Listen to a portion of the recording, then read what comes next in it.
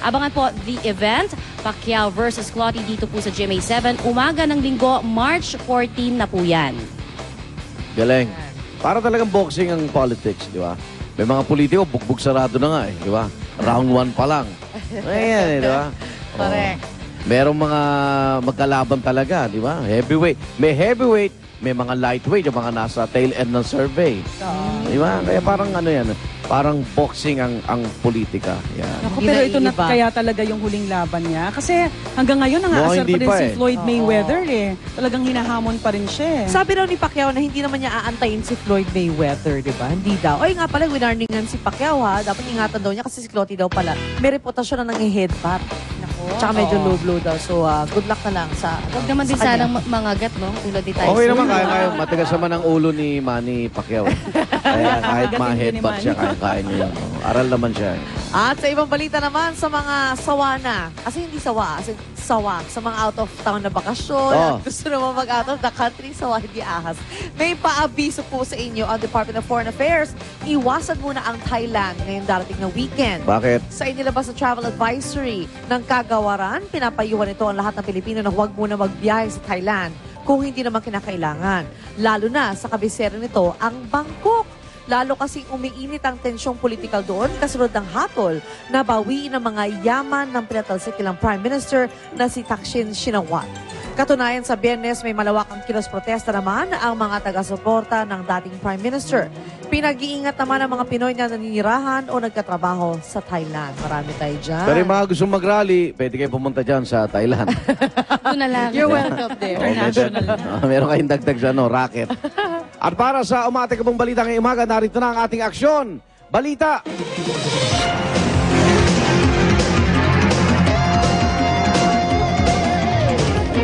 Isa na namang provincial bus ang nasangkot sa insidente. Okay Mic test. Galing. Alam nyo, sa Bataan naman nangyari ito. Isang van, nakabanggaan naman ng bus. Ang malungkot po, sa banggaan niyang 7 ang patay, 2 ang sugatan. At ang detalye ng balitang yan, iati sa atin ni Tricia Zafra, live po mula sa Bataan. Tricia, ano nangyari? Igan, mag-aalas 11 nga kagabi na magbanggaan dito sa Roman Superhighway sa Limay, Bataan ang isang van at isang pampasaherong bus. 7 sakay ng van ang agad na binawian ng buhay, samantalang isa naman sa mga sakay ng van na yan ang agaw buhay ngayon sa Bataan General Hospital sa Balanga, Bataan. Ayon sa pulisya, tinangkal umano nung van na i-overtake yung tricycle na nasa unahan nito. Saksamaang palad, Igan, kinapos yung van at nakasalubong ito at nakabangga yung pampasaherong bus. Wala namang malubhang nasaktan, Igan, dun sa siyam na sakay ng Genesis bus. Kabilang na dyan yung konduktor at yung driver, samantalang isa namang sakay ng tricycle ang sugatan at ginagamot din ngayon sa Bataan General Hospital. Magbabalik ako, Igan, para sa mga karagdagang detalye ng balitang yan. Igan? Okay, maraming salamat, Tricia Zafra.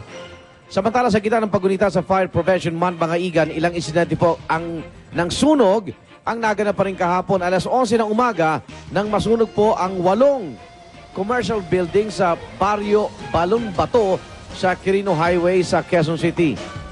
Umabot po sa Task Force Alpha bago na ideklarang under control bago mag-alauna ng hapon kahapon.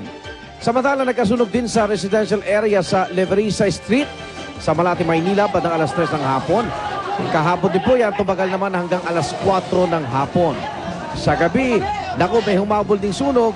Diyan naman po sa may Recto, Maynila.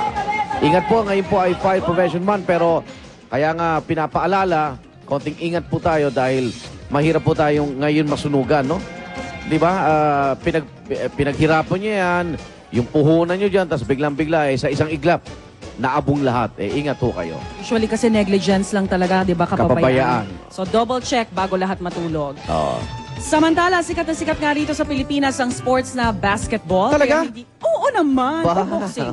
Bawat corner. Kaya hindi katakataka maski mga bata nakikieksena para makapaglaro sa basketball court sa kanilang mga barangay. Sa Cebu City, hindi pa dyan ang pwedeng marating ng mga batang sumabak sa regional tryout ng Junior NBA. 135 silang sumabak na nasa edad 12 hanggang 14. Pero 10 lang po na mga player ang tatanggapin dahil may iba pa silang makakakumpetensya para sa tsansang makasali sa National Training Camp. Doon na pinal na kukunin ang 8 manlalaro na bubuo sa Team Philippines para sa Junior NBA na gagawin po sa China sa darating na Oktubre. Nako, kaya mga boys, good luck sa inyo. Shoot nyo na yan. Good luck samantala.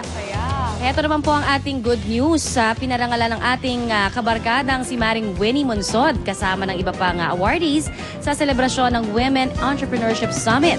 Isa kasi si Maring Winnie sa mga katangi-tanging Pinay na nagbibigay inspirasyon sa ating mga kababayan.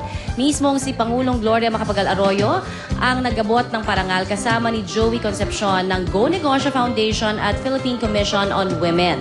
Kasabay ng nasabing event ay naglunsod din ng bagong libro ang Go Negosyo.